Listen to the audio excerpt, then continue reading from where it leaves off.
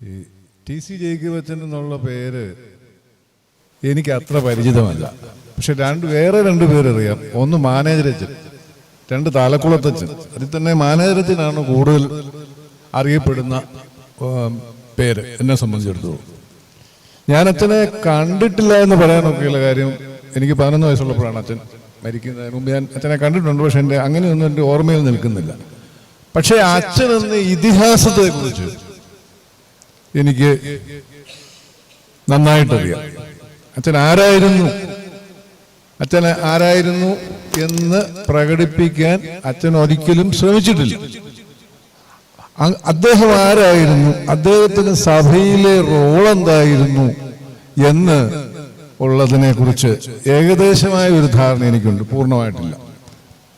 അദ്ദേഹത്തിന് നമുക്കറിയാം, പഴയ സെമിനാരിയിൽ വട്ടശ്ശേരി മെത്രാച്ചന്റെ ശിഷ്യനായിരുന്നു. അവിടെ വെച്ച് അദ്ദേഹത്തിന് കോർവ്യ സ്ഥാനം കൊടുത്തത് വട്ടശ്ശേരി തിരുമേനിയാണ്. 1932 മോറോൻ കൂദാശയ്ക്ക് വേണ്ടിയാണ് അദ്ദേഹത്തെ അനേകം ചെമ്മാച്ചന്മാരുടെ അനേകം പേരുടെ കൂടെ യൗഫദിയോക്കിനാക്കിയത്. അതിനുശേഷം അദ്ദേഹം ശംശോനുമായി കശീശുമായി എല്ലാ പട്ടങ്ങളും കൊടുത്തത് ഗീവർഗീസ് ഉദയംബാവയാണ്. ഈ പട്ടങ്ങളിലെല്ലാം കൊടുത്തിരിക്കും. ഞങ്ങൾ ഈ അദ്ദേഹത്തിന്റെ പട്ടങ്ങളുടെ ഡേറ്റ് ഈ അച്ഛൻ പറഞ്ഞ മലങ്കര സഭയിലെ ലേഖനത്തിന് വേണ്ടി തപ്പിയെടുക്കാനായിട്ട് ഞങ്ങൾ ശ്രമിച്ചപ്പോഴും അതിനകത്ത് കാണുന്ന ഒരു ശ്രദ്ധേയമായ കാര്യം, 4 പ്രാവശ്യം അച്ഛന് പട്ടം കൊടുത്തിരിക്കുന്നത് നാലുനാക്കപ്പള്ളിക്ക് വേണ്ടി. കുറേ തുടങ്ങി കശിശ വരെയുള്ള എല്ലാ പട്ടങ്ങളും കൊടുത്തിരിക്കുന്നത് നാലുനാക്കപ്പള്ളിക്ക് വേണ്ടി. അന്ന് നമ്മൾ മനസ്സിലാക്കേണ്ട ഒരു കാര്യം, ഈ വട്ടശ്ശേരി തിരുമേനിയുടെ ആരോഗ്യസ്ഥിതി വളരെ പരിതാപകരമായ ഒരു കാലമായിരുന്നു. ആ കാലത്ത് പരിശുദ്ധ വട്ടശ്ശേരി തിരുമേനിയെ സന്ദർശിച്ച റഷ്യൻ സന്യാസിയായ ആർച്ചുമാൻഡ്രിയൻ അന്ത്രോണി അദ്ദേഹത്തിന്റെ ദുർബലാവസ്ഥയെക്കുറിച്ച്, ശാരീരികമായ ദുർബലാവസ്ഥയെക്കുറിച്ച് വളരെ വ്യക്തമായിട്ട് പറയുന്നുണ്ട്. അങ്ങനെ ഒരാളുടെ സെക്രട്ടറി ഷമ്മാശനായിട്ടിരിക്കണമെങ്കിൽ ഈ മാനേജരച്ഛന് അതുപോലെ ക്ഷമയും സഹനവും സന്നദ്ധതയും ഉണ്ടായിരിക്കും. അല്ലെങ്കിൽ ഈ ജീവിതാവസാനം വരെ അദ്ദേഹത്തിന് സെക്രട്ടറി ആയിട്ട് ഇരിക്കാൻ പറ്റുകയില്ല. അച്ഛന്റെ കഴിവുകൾ തിരിച്ചറിഞ്ഞതുകൊണ്ടാണ് 1934 അദ്ദേഹത്തിന് കത്തനാര് പട്ടം കൊടുത്ത് മാനേജരായിട്ട് കല്ലാച്ചേരി ബാവ നിയമിക്കുന്നത്. എന്തുകൊണ്ടാണെന്ന് വെച്ചാൽ 34 ഒരു പ്രത്യേകതയുണ്ട്. 34 കല്ലാച്ചേരി ബാവ പാത്രികീസിനെ കാണാനായിട്ട് യെരുശലേം ഹൗസിലേക്ക് പോകുന്നത്. അപ്പോൾ പഴയ സെമിനാരിയുടെ ചുമതല അല്ലെങ്കിൽ അതിന്റെ മേൽനോട്ടം അല്ലെ അതിന്റെ കൈവശം ഏൽപ്പിച്ചു കൊടുക്കാൻ യോഗ്യനായ വ്യക്തി എന്ന് മനസ്സിൽ തിരിച്ചറിഞ്ഞു തന്നെയാണ് അദ്ദേഹത്തെ അവിടെ മാനേജരായി നിയമിച്ചത് എന്നാണ് ഞാൻ വിശ്വസിക്കുന്നത്. സാഹചര്യം അങ്ങനെയാണ് പറയുന്നത്. അവിടം കൊണ്ട് അവസാനിക്കുന്നില്ല അദ്ദേഹത്തിന്റെ സേവനങ്ങൾ. പഴയ സെമിനാരിയിൽ നിന്ന് കോട്ടയം ദേവലോകം കാതോലിക്കറ്റ് അരമനയിലേക്ക് സഭയുടെ ആസ്ഥാനം മാറ്റി കല്ലാച്ചേരി ബാവ അവിടെ താമസം ഉറപ്പിക്കുകയും ചെയ്തപ്പോൾ അതിൻ്റെയും മാനേജറുടെ ചുമതല, ഔദ്യോഗികമായ നിയമനമൊന്നുമില്ലെങ്കിലും മാനേജറിന് തന്നെ വന്നുയർന്നു. ആ കാലഘട്ടത്തിലെ കല്ലാച്ചേരി ബാവയുടെ ഡയറി പരിശോധിച്ചാൽ അതിനകത്ത് ഒരുപാട് സ്ഥലങ്ങളിൽ കാണുന്ന ഒരു സംഗതി, രാവിലെ മാനേജരച്ഛൻ വന്നിരുന്നു, അല്ലെങ്കിൽ മാനേജരച്ഛൻ ഉണ്ടായിരുന്നു, സന്ധ്യാനമസ്കാരം കഴിഞ്ഞാണ് പോയത്. അങ്ങനെ ഏതാണ്ട് എല്ലാ ദിവസവും തന്നെ ദേവലോക അരമനയിൽ അദ്ദേഹം വരും. ദേവലോക അരമനയിൽ 50-60 കാലഘട്ടങ്ങളിൽ പല നിർമ്മാണ പ്രവർത്തനങ്ങൾ നടക്കുന്നു. അതിനുശേഷവും അച്ഛൻ മാനേജരായിരിക്കുന്ന സമയത്ത് നടന്നിട്ടുണ്ട്. സാമ്പത്തികം വളരെ പരിമിതമാണ്. അവിടെ പണിക്ക് മേൽനോട്ടം വഹിക്കണം. അതുകൊണ്ട് അച്ഛന് ഈ 2 സ്ഥാപനത്തിന്റെ ചുമതല വഹിക്കുക എന്ന് പറയുന്നത് ഇന്ന് വലിയ ബുദ്ധിമുട്ടൊന്നുമല്ല. പക്ഷെ നമ്മളൊരു കാര്യം മനസ്സിലാക്കണം, ചുങ്കത്ത് പഴയ സെമിനാരിയിൽ നിന്ന് കഞ്ഞിക്കുഴി ദേവലോകം വരെ സൈക്കിൾ ഉപയോഗിക്കുമായിരുന്നെന്ന് എനിക്കറിയത്തില്ല. ആ കാലത്ത് പ്രമുഖരായ പല വൈദികർ സൈക്കിൾ ഉപയോഗിക്കുമായിരുന്നു. നമ്മുടെ വട്ടക്കുന്നേ ബാവ, തേവപ്പിലോസ് തിരുമേനി, ഇവരൊക്കെ സൈക്കിൾ ഉപയോഗിക്കുന്നവരായിരുന്നു. അതുപോലെ അച്ഛൻ ഇനി സൈക്കിൾ ഉപയോഗിക്കരുതെന്ന് എനിക്കറിയത്തില്ല. ഇല്ലെങ്കിൽ ഈ ദിവസവും അവിടം തുടങ്ങി പഴയ സെമിനാരി തുടങ്ങി ദേവലോകം വരെ നടക്കണം, തിരിച്ചും നടക്കണം, വേറെ മാർഗമൊന്നുമില്ല പോയാൽ. അങ്ങനെ നടന്ന് കഷ്ടപ്പെട്ട് ഈ മനുഷ്യൻ, ഈ മാനേജരച്ചൻ ഒരിക്കലും ഒരു മഹത്വകാംക്ഷയായിരുന്നു. ഞാൻ അദ്ദേഹത്തിന്റെ ജീവിത ചരിത്രം വാമൊഴിയായിട്ട് തന്നെ എനിക്ക് കുറേയേറെ അറിവുണ്ട്. മനസ്സിലാക്കുന്നതനുസരിച്ച് അദ്ദേഹത്തിന് യാതൊരു സ്ഥാനവും വേണ്ട, മാനവും വേണ്ട, ഒന്നും വേണ്ട. പക്ഷേ നമ്മുടെ ബദനിയിലെ അലക്സിയോസ് തിമോഥെയോസ് എപ്പോഴും ഉപയോഗിക്കുന്ന ഒരു വാക്കുണ്ട്, കൺവിക്ഷൻ. അദ്ദേഹത്തിന് ഒരു കൺവിക്ഷൻ ഉണ്ടായിരുന്നു, അത് സഭയാണ്. ഈ സഭയുടെ നന്മ ഒഴിച്ച് അദ്ദേഹം യാതൊന്നും വ്യക്തിപരമായിട്ട് പ്രതീക്ഷിച്ചിട്ടില്ല. എന്റെ ഏറ്റവും നല്ല ഉദാഹരണം, ആ കാലഘട്ടത്തില് പ്രഗത്ഭരായ കുറച്ചു പേര് ആണ് കോറപ്പിസ്കോപ്പമാരായിട്ടുള്ളത്, അല്ലാതെയും ചിലർ കയറിയിട്ടാണ്. അന്ന് കോറപ്പിസ്കോപ്പ സ്ഥാനം അങ്ങോട്ട് വാഗ്ദാനം ചെയ്തിട്ട് നിരസിച്ച രണ്ട് വലിയ വ്യക്തികളുണ്ട്. ഒന്ന് മലങ്കര മൽപ്പാൻ കോനാട്ട് അബ്രഹാം കത്തനാർ രണ്ടാമൻ, അദ്ദേഹം കോറപ്പിസ്കോപ്പ സ്ഥാനം വേണ്ടെന്ന് പറഞ്ഞു. രണ്ട് മാനേജരച്ചൻ, അതും അദ്ദേഹവും വേണ്ടെന്ന് പറഞ്ഞു. അദ്ദേഹം ഒരു സരസനായിരുന്നു, അതേസമയം കർക്കശക്കാരനുമായിരുന്നു, വിശ്വസ്തനായിരുന്നു. എന്ത് പ്രസ്ഥാനം വന്നാലും എന്ത് നിർമ്മാണ പ്രവർത്തനം വന്നാലും അതിന്റെ എല്ലാം ചുമതല, പ്രത്യേകിച്ച് ധനപരമായ ചുമതല അന്ന് ഏൽപ്പിക്കുന്നത് മാനേജരച്ചനെയാണ്. ഇപ്പൊ ഉദാഹരണം പറഞ്ഞാൽ മലങ്കര സഭാ മാസികയുടെ എഡിറ്ററും ആയിരുന്നു, മാനേജറും ആയിരുന്നു. കാതോലിക്കൽ പ്രസ് 60 വർഷം മുമ്പ് തുടങ്ങുമ്പോൾ അതിന്റെ മാനേജരച്ചനാണ്.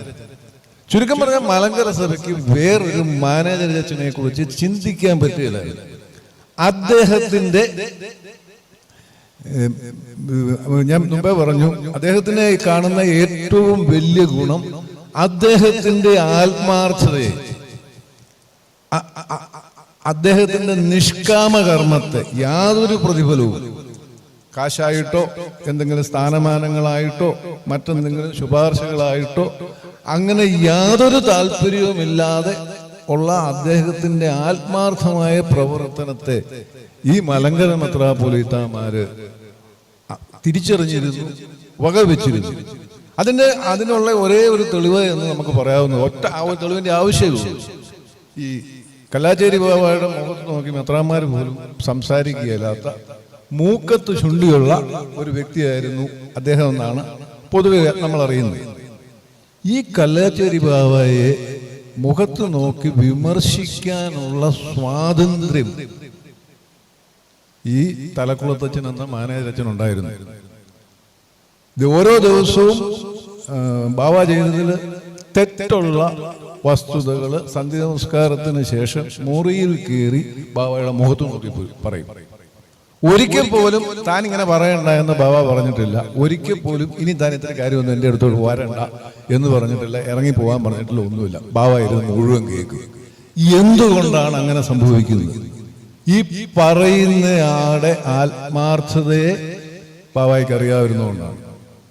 എന്റെ സഭയ്ക്കോ എന്റെ സഭയുടെ അധ്യക്ഷനോ യാതൊരു കുറ്റവും കുറവും വരരുത് എന്ന സതുദ്ദേശത്തോടു കൂടിയാണ് അദ്ദേഹം ഈ വിമർശിക്കുന്നത്. അതുപോലെ തന്നെ ഞാൻ മുമ്പേ പറഞ്ഞ വിശ്വസ്തയുടെ കാര്യം, ഈ അന്ന് നമ്മുടെ സഭയ്ക്ക് കേസ് നടത്തുവാൻ ഒരു കേന്ദ്രീകൃത ഓഫീസ് സംവിധാനമൊന്നുമില്ല.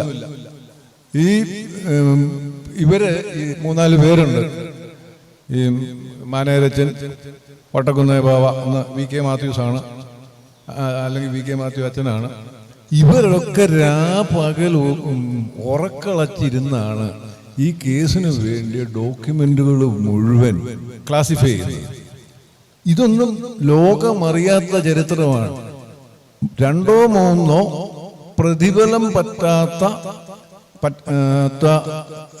സഭാംഗങ്ങളുടെ സേവനം കൊണ്ടാണ് ഈ പറയുന്ന, വാദിച്ചതൊക്കെ വലിയ വക്കീലന്മാരാണ്, അടിസ്ഥാന രേഖകളൊക്കെ ഉണ്ടാക്കി കൊടുത്തത് ഇവരെ പോലെയുള്ളവരാണ്. എൻ്റെ പുലിക്കോട്ടി മെത്രാച്ചൻ്റെ കാലത്ത് EM ഫിലിപ്പായിരുന്നു അത് ചെയ്തുകൊണ്ടിരുന്നത്. ഇപ്പം ഇവരുടെയൊക്കെ ഈ നിഷ്കാമകർമ്മം അതിലാണ് ഇന്ന് നമ്മുടെ സഭ പണിതുയർത്തപ്പെട്ടിരിക്കുന്നത്. ദേവലോക അരമനയിൽ ഓഫീസില്ല, ചാപ്പലില്ല. ഇതെല്ലാം ഇതൊക്കെ ഉണ്ടാകുന്ന മാനേജരച്ചൻ്റെ കാലത്താണ്.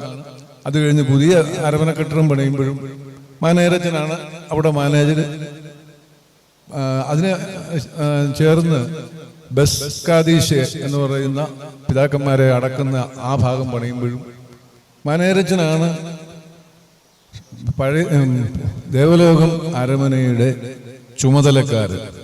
ഒരു ബാബാമാരും, കലാചേരി ബാബ ആണെങ്കിലും കൊള്ളാം, അതിനുശേഷം വന്ന ഔഗേം ബാബ ആയാലും വട്ടക്കുന്നേ ബാബ ആണെങ്കിലും ഒരുപോലെ ബഹുമാനിച്ച ഒരു സത്യസന്ധനായ, പ്രതിഫലേച്ഛയില്ലാത്ത, സ്വർഗത്തിലെ പ്രതിഫലത്തെ കുറിച്ചല്ല പറഞ്ഞു, അത് തീർച്ചയായും പ്രതീക്ഷിക്കുന്നുണ്ട്. ഭൂമിയിൽ ഒരു പ്രതിഫലവും പ്രതീക്ഷിക്കാതെ തൻ്റെ ഓട്ടം കൃത്യമായി തികച്ച് പൂർണ്ണമായും സഭയ്ക്ക് വേണ്ടി വിനിയോഗിച്ച് അദ്ദേഹം കടന്നുപോയി. ഇപ്പോൾ അത് കഴിഞ്ഞിട്ട് 50 വർഷമായി. ആ ഒരു അവസരത്തിൽ ആ മാനേജരച്ചൻ, മലങ്കര സഭയിൽ മാനേജരച്ചൻ എന്ന പേരിൽ ഇന്നത്തെ തലമുറയ്ക്ക് അറിയത്തില്ല, എല്ലായിടത്തും അറിയപ്പെടുന്ന ഒരു വ്യക്തി ഉണ്ടെങ്കിൽ അത് ഈ തലക്കുളത്തച്ഛൻ മാത്രമേ ഉള്ളൂ. ഇവിടെ മാത്രമായിരിക്കും ചിലപ്പം തലക്കുളത്തച്ഛൻ എന്നുള്ള പേരിൽ അറിയപ്പെടുന്നത്. ബാക്കിയുള്ളവരൊക്കെ ഇപ്പോൾ പരുമല മാനേജരായിരുന്ന ആ പരുമല ഭാഗത്ത് കുറച്ചു കാലം പരുമല മാനേജരെന്ന് അറിയപ്പെടും, കഴിയുമ്പോൾ അങ്ങ് തീരും. പക്ഷെ മാനേജരച്ചൻ തിരുമേനി സൂചിപ്പിച്ച പോലെ സഭ മുഴുവൻ നിറഞ്ഞു നിന്ന ഒരു മാനേജരായിരുന്നു. ഞാൻ അവസാനിപ്പിക്കുന്നു. അത്തരം മാനേജരച്ചന്മാര്, അത്തരം വിമർശകര് ഇനിയും ഈ സഭയിൽ ഉണ്ടാകുക എന്നത് സഭയുടെ ആഗ്രഹമാണ്, ആവശ്യം. ഈ ഒരു ചടങ്ങിലേക്ക് എന്നെ ക്ഷണിച്ച നിങ്ങളുടെ വികാരി അച്ഛനോടുള്ള, തലക്കുളം കുടുംബത്തിനോടുമുള്ള പ്രത്യേക നന്ദി അറിയിച്ചുകൊണ്ട് നിർത്തുന്നു. നന്ദി.